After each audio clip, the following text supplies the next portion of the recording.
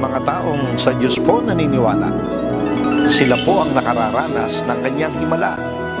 Ito po ang patotoo ng mga taong nanalangin, nanalig, nagtiwala, naghintay, at nagtagumpay. Ngayon po, sila nagkikwento, sila po ang nagpapatotoo.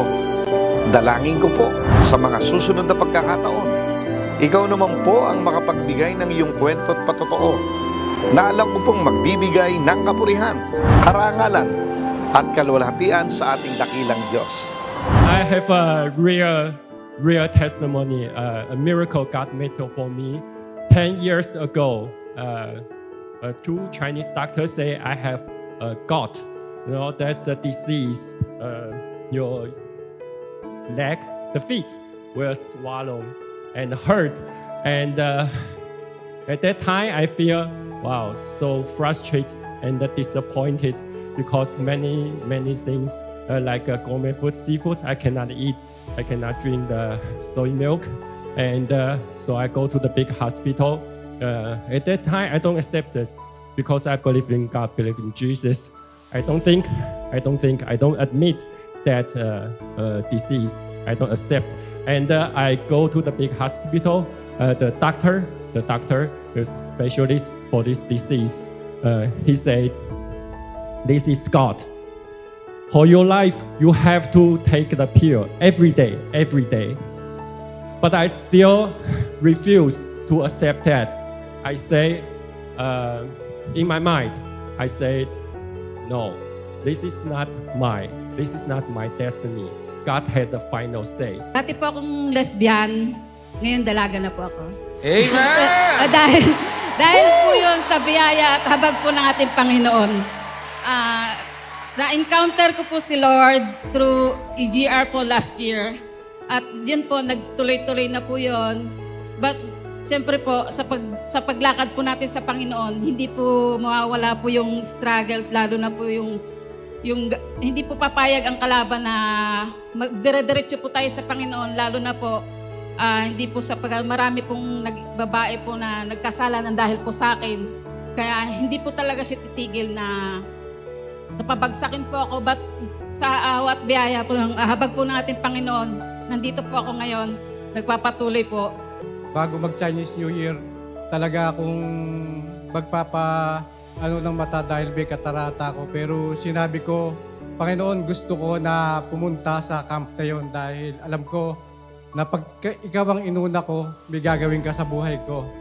During the prayer time, 7 o'clock, the pastor of the church, he said, God told me suddenly, he said, I can teach all of you to pray for yourself and heal yourself. And if any one of you have the disease, raise your hand. At that time, I don't hesitate. I'm so glad, I'm so excited at that time. And I raised my hand. Gustong-gusto ko po talagang maka-attend po ng camp.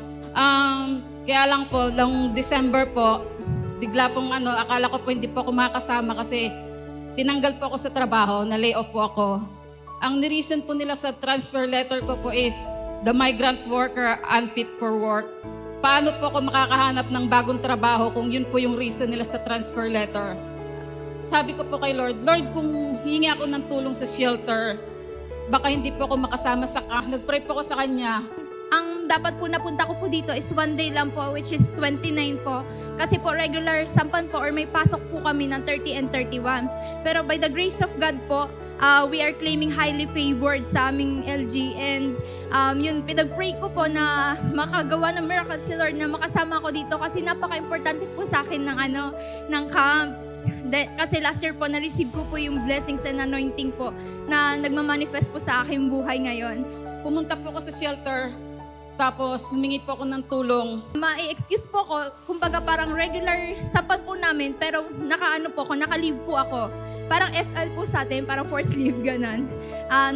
Po ako, hindi po ako papasok ng 30 and 31, which is yun, dali-dali po ako nag-impake ng gamit ko. And ngayon po ay nakakasama po ako until the this day po. Ngayon, nasabi ko po doon sa staff po na sa umahawak po sa kaso ko, sabi ko, pwede po bang sa February 2 na lang po ako mag-shelter kasi gusto ko po maka-attend ng camp. Sabi ko po, sabi po ng sa staff po, ay, okay lang ma'am kasi from 25 to February 2, palalabasin namin kayo. Kaya tuwan-tuwa po ako noon kasi makakasama po pala ako sa camp. Unang araw pa lang naranasan ko na yung paghihipo sa buhay ko ng Panginoon. Dahil talagang hirap ako na tumingin dahil sa katarata ko. Pero unang araw pa lang nung nagsisimula, nag-aawitan, nung aking dumilat, binigyan ako ng liwanag ng Panginoon. Kaya nagpapasalamat talaga ako sa Panginoon dahil talagang yung kagalakan ko sa puso ko talagang nag-uumapaw talaga. Hindi ko mapigil yung iyak ko. Gusto ko ibalik yung papuri sa'yo, gamitin niyo po yung buhay ko, sabi ko po kay Lord. Tapos, yun nga po, kahapon po, nung narinig ko po lahat ng aral po ng mga pastor natin, na siya po ang pumili sa atin. Sabi nga po, kung talagang gusto kanyang gamitin, mapabata ka man o matanda, gagamitin ka po niya. Yun po yung isang nakapag-ano sa akin, sabi ko talagang, Lord, gagamitin mo po talaga ako at handa po ako magpagamit. I feel warm. I feel God supernatural power. Hear me. I feel so warm. Amen. Yeah. Until now, it's never happened. It's over 10 years. Over 10 years. Thanks to the Lord. Glory to the Lord.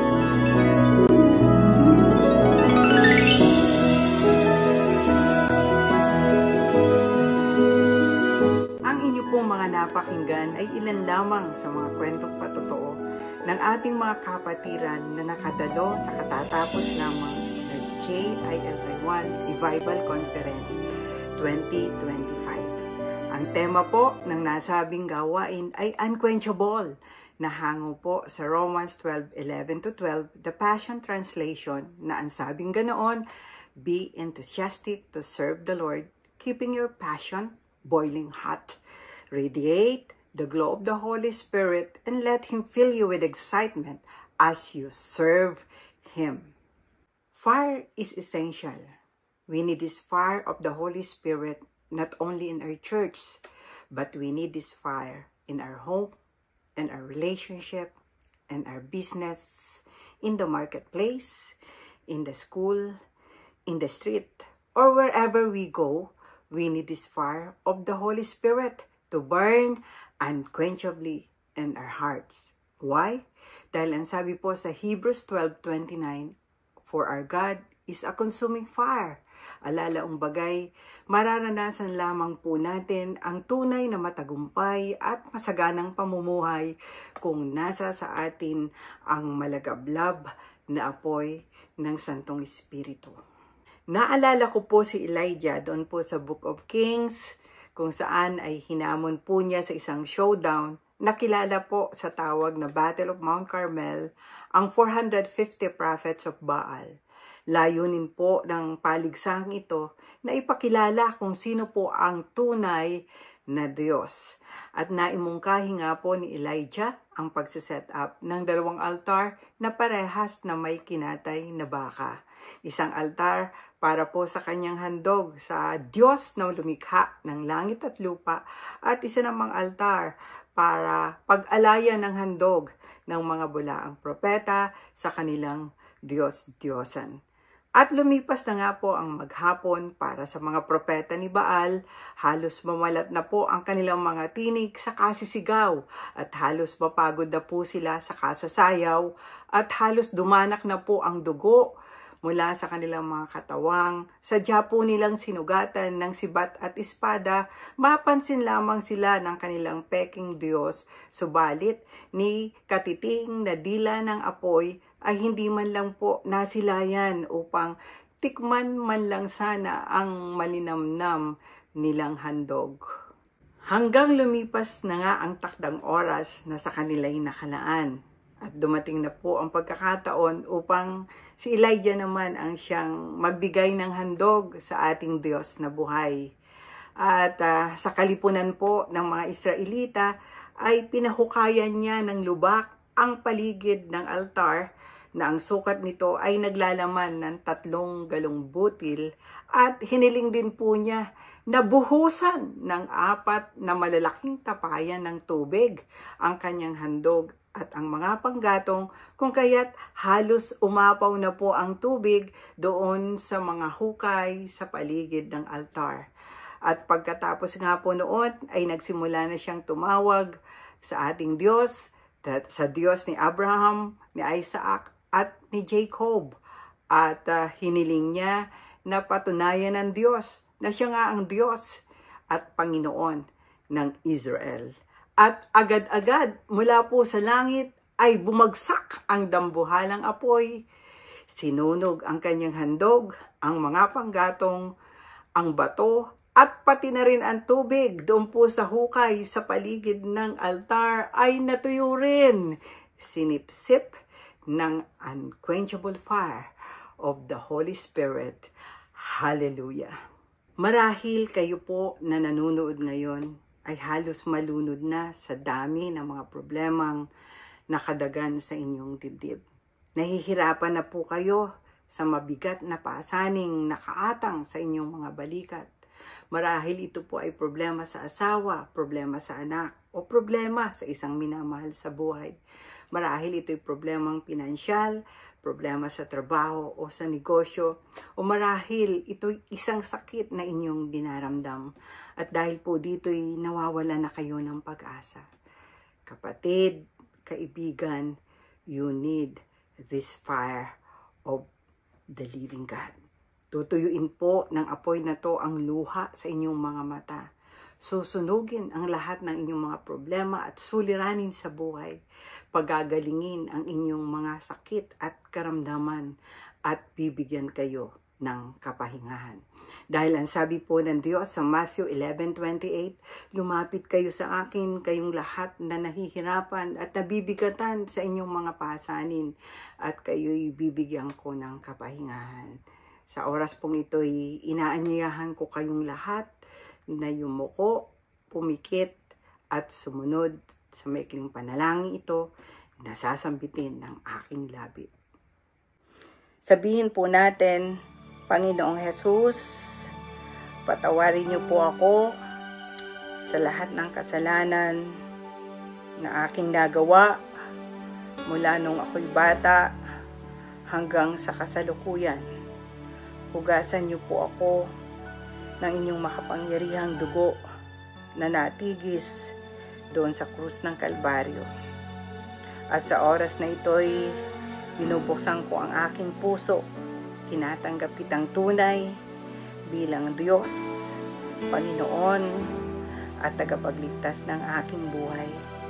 Salamat po sa buhay na walang hanggan at sa buhay na puspos ng pag-asa, pagpapala at tagumpay dahil si Jesus na ang aking Panginoon. Ako na lang po ang mananalangin. Ama naming sumasalangit, patuloy niyo nga pong buksan ang mga bintana at pintuan ng langit at ibuhos niyo po ang mga nag-uumapaw na mga pagpapala, kagaling at himala na kailangan ng inyong mga anak na ngayon nakatunghay sa programang ito. Sunugin niyo po ng apoy ng Santong Espiritu ang lahat ng mga kahinaan at kasalanan at anumang hadlang upang di sila makapamuhay sa gitna ng mga pagpapala at tagumpay. Ingatan niyo po ang kanilang mga buhay at ang kanilang pamilya. Pakabalutan niyo po sila ng inyong makapangyarihang dugo at palibutan ng apoy ng inyong Santong Espiritu mula ngayon at magpakailan pa man. Maraming salamat po. Ito po ang aming dalangin sa pangalan ng aming Panginoong Jesus. Amen. Congratulations po. Kayo po ngayon ay kabilang na sa malaki at masayang pamilya ng Diyos ng mga Diyos, Hari ng mga Hari at Panginoon ng mga Panginoon. Kung kayo po ay napagpala ng video ito, mangyari lang pong paki-like, paki-comment na rin po, paki-share na rin po sa inyong mga mahal sa buhay, sa inyong mga kamag-anak, mga kaibigan, at mga kakilala. At paki-subscribe na rin po at paki-click ang notification bell upang wala po kayong mamiss na latest uploads from JIL Taiwan. Muli, maraming salamat po at lagi niyo pong pakatatandaan, may solusyon ang lahat ng problema dahil kay Jesus ang Diyos ng Himala.